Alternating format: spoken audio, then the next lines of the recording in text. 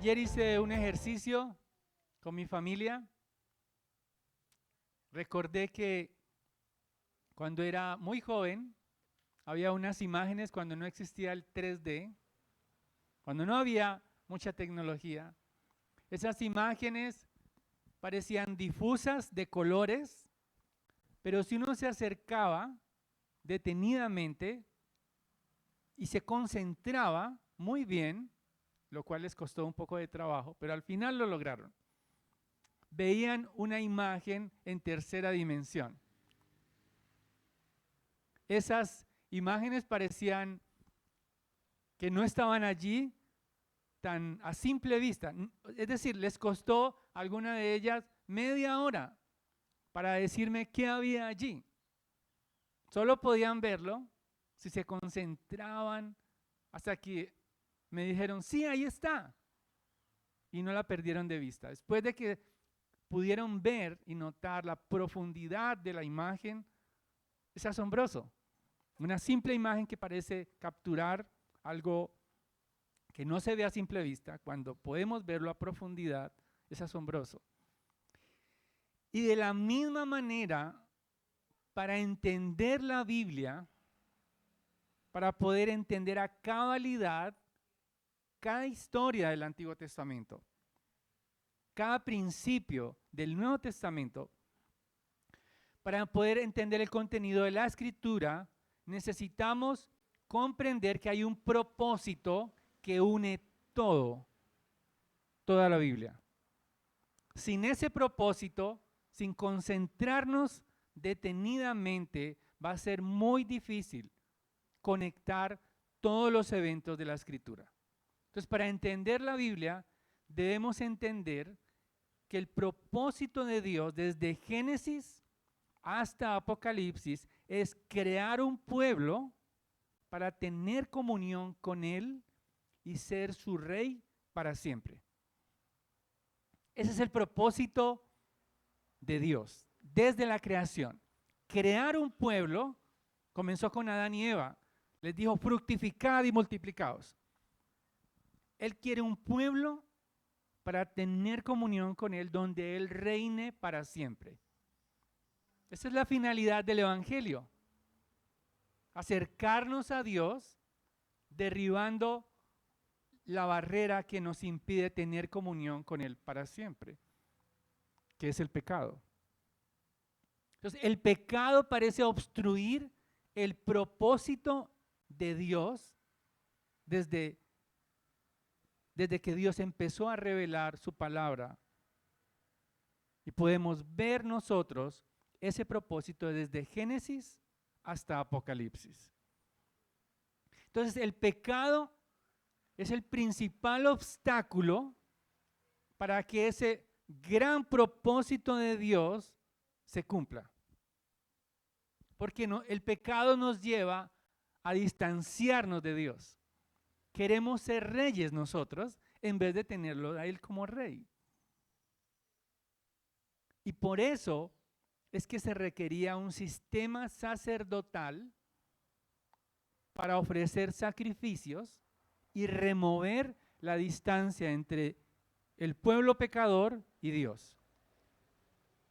Para poder remover ese obstáculo del pecado se necesitaba un sacerdote que ofreciera sacrificios para que Dios pudiera morar entre su pueblo.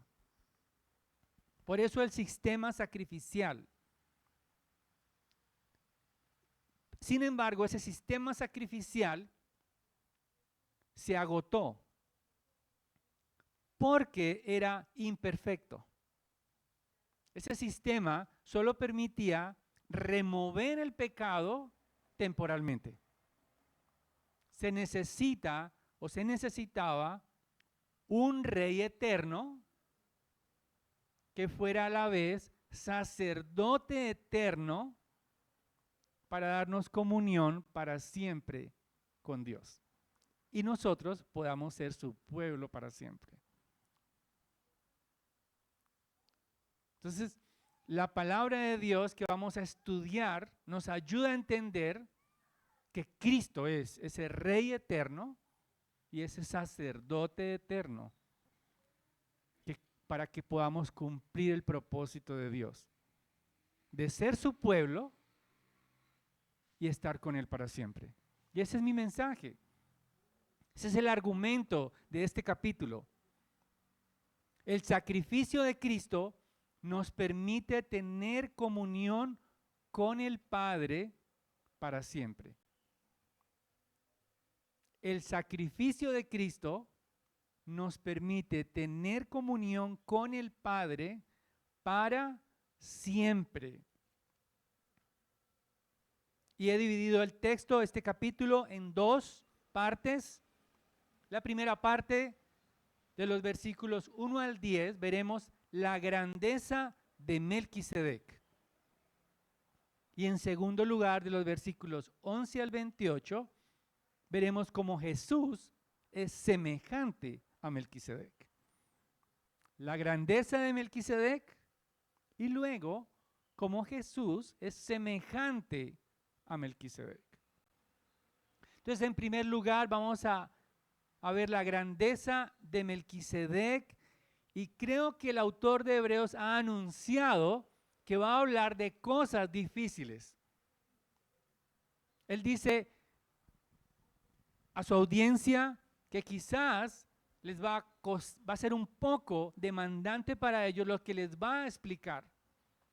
Él lo ha dicho. En el capítulo anterior ha venido hablando, dice el versículo 11, capítulo 5, acerca de esto tenemos mucho que decir y es difícil de explicar porque ustedes se han hecho tardos para oír. ¿Qué es lo difícil de explicar? Lo que a nosotros también probablemente es difícil, el sacerdocio de Melquisedec. Entonces el autor está retomando la primera mención de Melquisedec en el Génesis capítulo 14 y está aclarando los títulos de Melquisedec. En primer lugar, su nombre, Melquisedec, significa rey de justicia. Es una combinación en el idioma original, no en el griego, en el hebreo original. Melquisedec es la combinación de dos palabras, rey y justicia. Y por eso su nombre es rey de justicia. Pero además tiene otro título, rey de Salem. Y Salem creo que nos ayuda o nos recuerda a Jerusalén. Es como la ciudad de paz. Y si notaron en la lectura, la cita de Abraham con este sacerdote que es al mismo tiempo rey, misterioso, ocurre en el Valle de los Reyes. O sea, nos quiere comunicar el autor de Hebreos que Melquisedec está siendo un sacerdote de Dios Altísimo. ¿Y qué significa esto? Que Melquisedec servía al Dios de Abraham.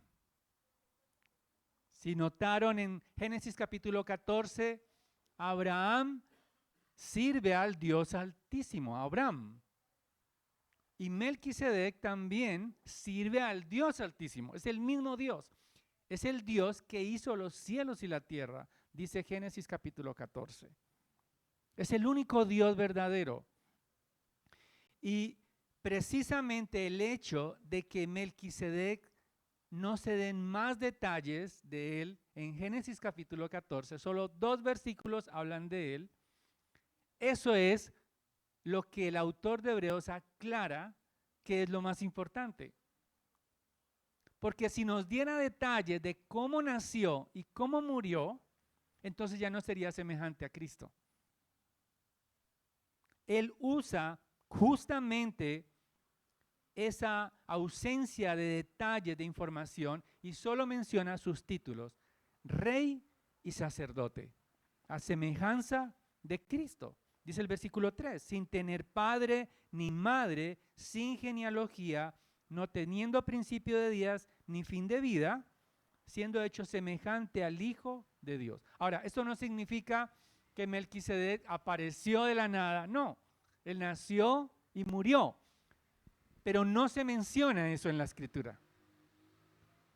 No se menciona su genealogía, y eso va a ser muy importante porque más adelante va a contrastar su sacerdocio con el sacerdocio levítico que exigía una genealogía, una historia para poder ejercer el sacerdocio. Entonces Melquisedec no tiene principio ni fin en el texto y por eso es semejante a Cristo.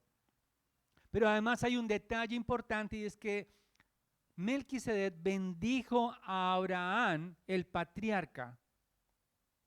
Abraham es muy importante para toda la cultura judía porque es el padre de la nación de Israel. Recordemos que la audiencia del autor de Hebreos tiene un contexto en el judaísmo. Y él quiere mostrarles que el sacerdocio de Jesucristo es superior al sacerdocio levítico que procede de Abraham. Él lo que está haciendo es exaltando a Cristo. Lo ha hecho desde el primer versículo, el capítulo 1, exaltando la supremacía de Jesucristo. ¿Y cómo lo hace? Explicando que los sacerdotes de la tribu de Leví recibían diezmos y Melquisedec recibió diezmos de Abraham. Y esto lo hace superior a Abraham.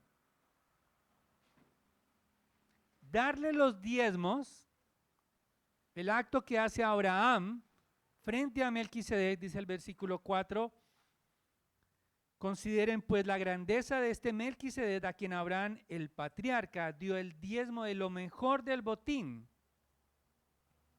Él aclara que recibir el diezmo lo hace alguien superior. Los levitas recibían el diezmo. Ellos fueron separados por medio de la ley para ejercer el sacerdocio porque eran del linaje de la tribu de Leví, descendientes de Aarón. Y ellos tenían un privilegio delante de todos sus hermanos y era recibir los diezmos. Ellos no recibieron herencia en la tierra. Y lo que está diciendo el autor de Hebreos es que eso los hace superiores a sus hermanos. Entonces, Melquisedec, al recibir los diezmos de Abraham, él es superior a Abraham. Dice el versículo 8, aquí está refiriéndose al autor de Hebreos, en ese momento en que él está escribiendo la carta a los hebreos, el sistema sacrificial está funcionando. Por eso los autores dicen que con certeza la carta a los hebreos se escribió antes del año 70 después de Cristo. Porque en el año 70 ocurrió algo, la destrucción del templo. O sea, el sistema sacrificial, cuando él dice aquí, está refiriéndose al sistema sacrificial en el templo. Dice, ciertamente hombres mortales reciben el diezmo, pero allí, es decir, al tiempo de Melquisedec, ¿qué pasa? Lo recibe uno de quien se da testimonio de que vive. Entonces, en la antigüedad existía la idea de que el patriarca contenía la descendencia dentro de él. Eso lo diríamos en este tiempo como él tiene el ADN que después recibieron sus hijos. Entonces lo que está diciendo el autor de Hebreos es, como Abraham tenía dentro a su descendencia, ¿sí?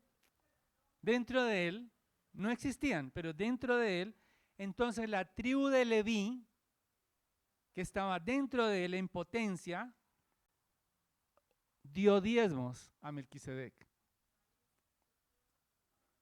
por medio de Abraham. Entonces él está diciendo, Melquisedec es primero que la tribu de Leví y es superior a la tribu de Leví, a los sacerdotes levitas. Para ellos, yo creo que al escuchar esto era algo trascendental, porque como sucede en este tiempo, creo que nos parece más espiritual lo que luce más solemne. ¿A qué me refiero? Cuando alguien imagina a un sacerdote, siempre lo imagina con una túnica. Imagínense un sacerdote con una túnica especial, vestido con implantes de piedras preciosas, oro, y tenía en su cabeza todos los símbolos que Dios había dado para vestir a ese sacerdote. Ese oficio del sacerdocio era el más peligroso en su tiempo, porque corría el riesgo de morir delante de Dios. Entonces, siempre que imaginamos las túnicas, siempre que imaginamos a un sacerdote también en este tiempo, nos causa más respeto que lo que parece más común. Recuerdo que hay un hombre que se dedica a hacer filmaciones en HD de los lugares más famosos del mundo. Y cuando uno lo mira en un buen televisor, parece que estuviera allá adentro, en los lugares.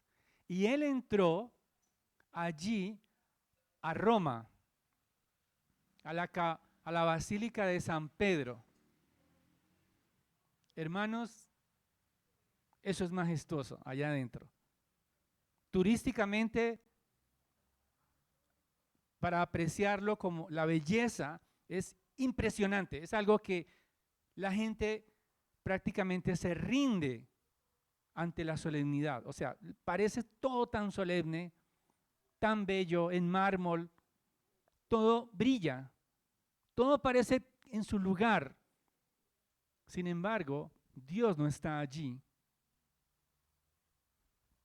en ese lugar. Y nosotros y el pueblo que está escuchando estas palabras tiene que renovar ese entendimiento, porque el sacerdocio no es como parece, a simple vista. No necesita adornos, porque Jesucristo es nuestro sumo sacerdote en los cielos.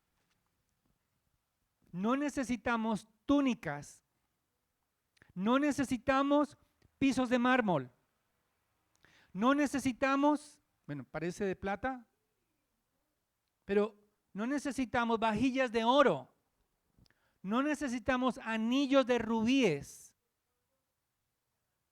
porque Cristo nos ha dado entrada para siempre en el trono de Dios verdadero, como lo vamos a ver en el capítulo 8.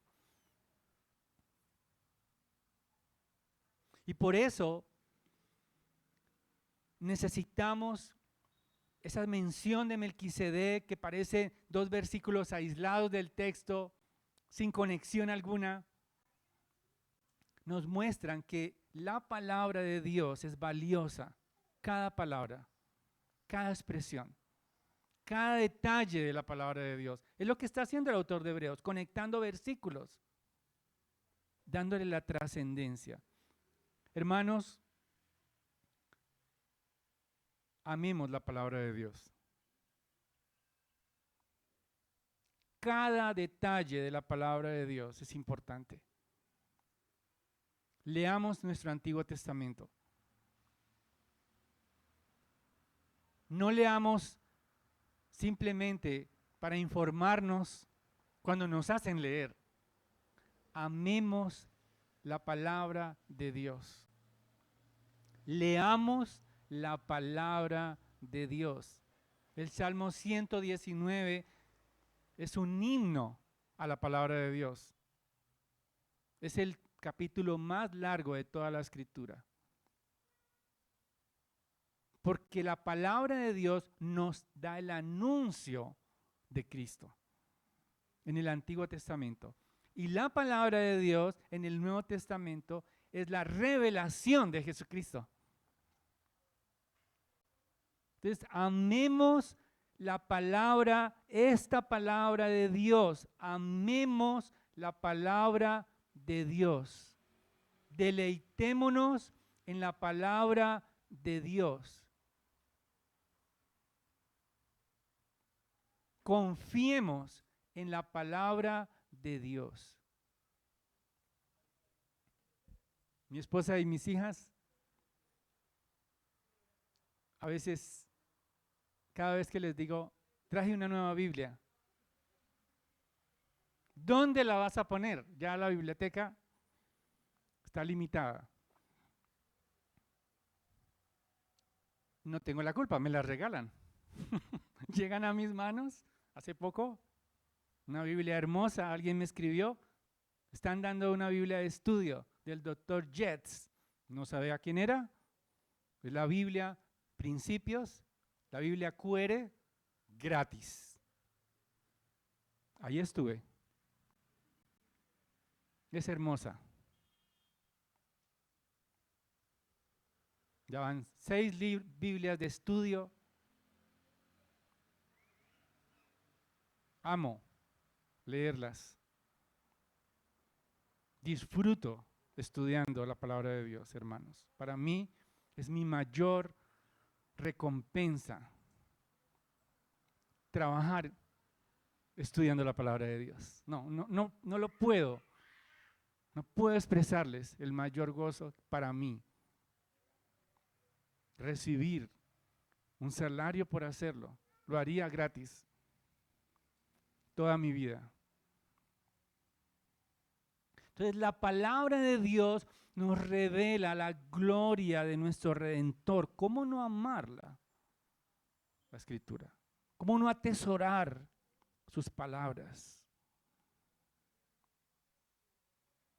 Y eso nos lleva al segundo punto. No solamente Melquisedec aquí es exaltado, sino que la grandeza de Melquisedec se asemeja, o Jesús es semejante a Melquisedec. Ahora viene la conexión. Entonces, el autor de Hebreos quiere argumentar, en los versículos 11 al 28, que el sacerdocio levítico no era perfecto, porque se necesitó un sacerdote por fuera del sistema levítico, que no estaba establecido en la ley. Entonces, para ser sacerdote necesitaban ser de la tribu de Leví.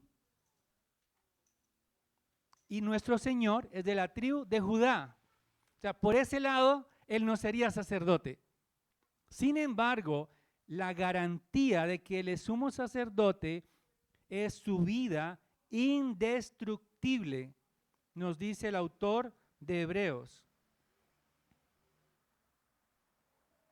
Dice el versículo 18, porque ciertamente queda anulado el mandamiento anterior por ser débil e inútil, pues la ley nada hizo perfecto y se introduce una mejor esperanza mediante la cual nos acercamos a Dios. Y por eso es que por medio de Cristo tenemos un sacerdocio eterno.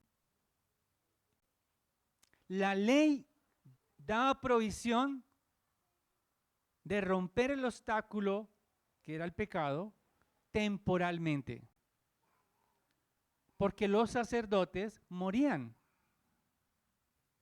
Alrededor de 84 sacerdotes, dicen los eruditos, hubo desde que se fundó el sacerdocio. Sumos sacerdotes. En el tiempo del Señor Jesucristo, Caifás, si lo recuerdan, dirigía el Sanedrín. Por lo tanto, él cita el versículo 4 del Salmo 110. El Señor ha jurado y no cambiará, tú eres sacerdote para siempre. según el orden de Melquisedec. Por lo tanto, quiero que estén conmigo, el sacerdocio de Jesucristo no dependía de una genealogía, no dependía de la ley de los levitas, porque se apoya en un juramento. No depende de la ley, depende de un juramento. Y por eso, dice el versículo 19, introduce una mejor esperanza mediante la cual nos acercamos a Dios. Y por cuanto no fue sin juramento, pues en verdad ellos llegaron a ser sacerdotes sin juramento, pero él, refiriéndose a Cristo, por un juramento. Hermanos, Dios no es hombre para que mienta.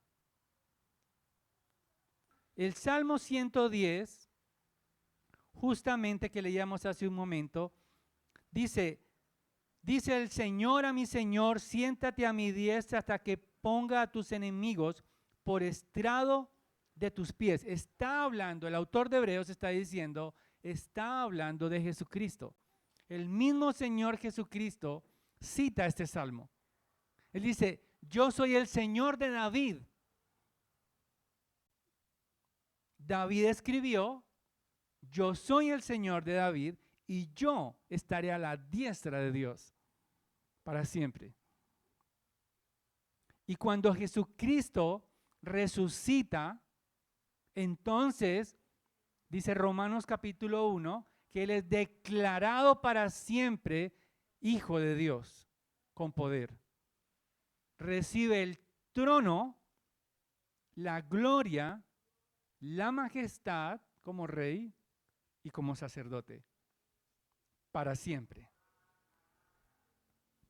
Entonces, el Salmo 110 es como el puente que está utilizando el autor de Hebreos para conectar Génesis, Salmo 110 y explicarnos que se trata de Cristo.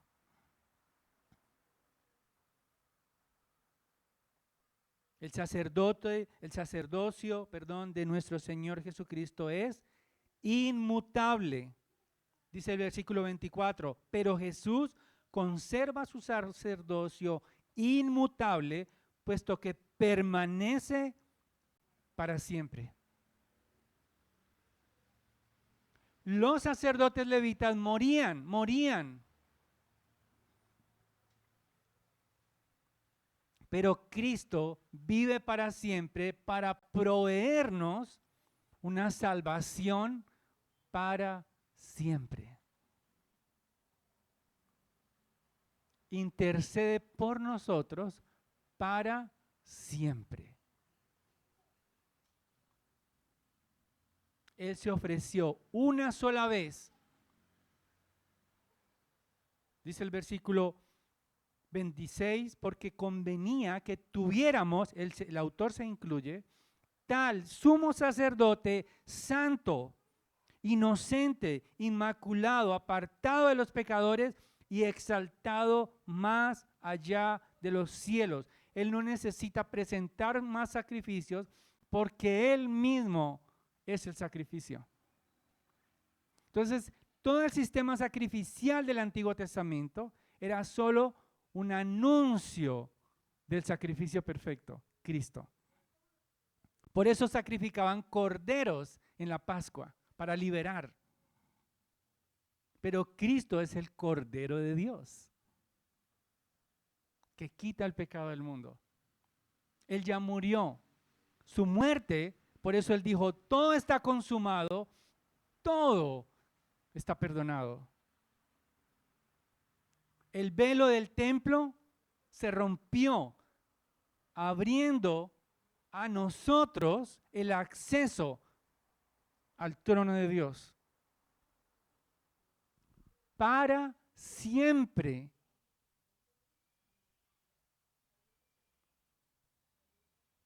Dice el versículo 28, porque la ley designa como sumos sacerdotes a hombres débiles, pero la palabra del juramento que vino después de la ley, designó al Hijo hecho perfecto para siempre, completo para siempre. Ahora la pregunta que tenemos que hacernos, ¿qué tiene que ver eso conmigo? Mucho. Y al menos hay 5 maneras prácticas en que el sacerdocio de Cristo para siempre nos afecta. En primer lugar, podemos vivir con total seguridad para siempre de no ser acusados ni condenados por nadie, porque Cristo es nuestro sacerdote. Intercede por nosotros para siempre. Nadie tiene que condenarte por los pecados que Cristo ya perdonó. Nadie tiene que acusarte, traerte el prontuario del pasado o traerte los pecados frescos que ya fueron perdonados por Cristo. Nadie tiene que juzgarte para siempre. ¿No es eso maravilloso? Pero tampoco la invitación es que tú no juzgues tampoco a nadie si Cristo ya lo perdonó. No le recuerdes lo que te hizo hace media hora si ya se arrepintió de sus pecados. Porque hay un sumo sacerdote en los cielos. No tienes que recordarle a tu cónyuge lo que me hizo hace un mes, 2 días y 3 horas. Hay que perdonar y seguimos adelante en nuestro hogar. A nuestros hijos, borrón y cuenta nueva, porque Cristo es sumo sacerdote en los cielos. No más pagar, no más enemistad, no más juicio, porque tenemos un sumo sacerdote que intercede por nosotros. Segunda aplicación, no temamos por lo que ocurrirá con nuestros hijos cuando no estemos, porque Cristo va a ser su sumo sacerdote cuando ya no estemos. Cuando tengan que salir de casa, confiamos, Jesucristo es su sumo sacerdote. No hay que temer. Tercero, vivamos para nuestro sumo sacerdote sirviéndole con gozo. No con tristeza. No pagándole. Estimulados por el amor de Cristo. Que nuestro servicio, que nuestro trabajo sea para Él ofrenda grata delante de su gloria, por amor a Él. Que si estamos guiando a nuestros hijos, que si estamos guiando a otros hacia Cristo, sea en amor, no como jueces. Que podamos despojarnos de todo aquello, toda culpa y todo aquello que nos agobie, temores, porque Cristo es nuestro sumo sacerdote para siempre. Cuarto, no tratemos de añadir algo más al sacerdocio de Cristo, a tratar de hacer sacrificios piadosos. Está bien levantarse temprano, pero si ese día te falló el despertador, el sacerdocio de Cristo sigue en los cielos a favor tuyo. No te sientas culpable. Hoy no me levanté a las 5:10. No, Señor. No. Gózate en el sacerdocio de Cristo. Él es tu sacerdote eterno para siempre.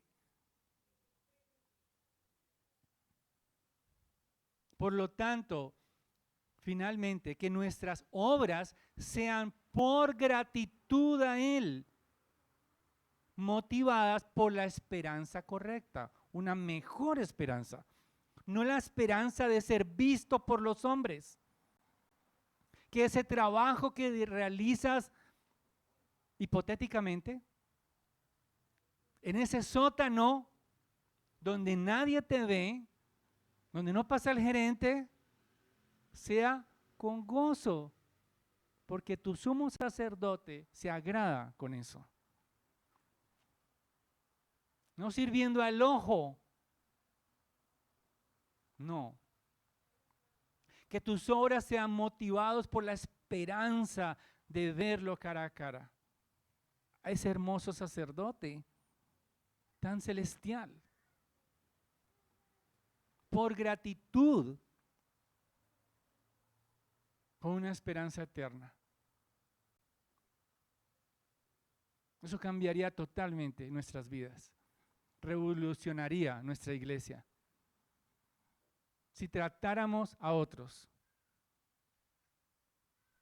como perdonados en Cristo. Para siempre.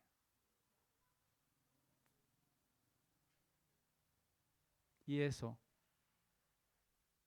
nos lleva a celebrar su sacrificio.